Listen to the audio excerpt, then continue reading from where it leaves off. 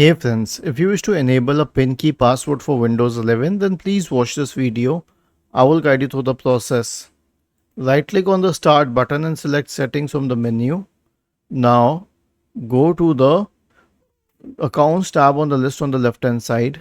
In the right pane, scroll down and select sign in options. Now you'll have this option for PIN here. Select this one. You can add a PIN or you can change the PIN. Okay.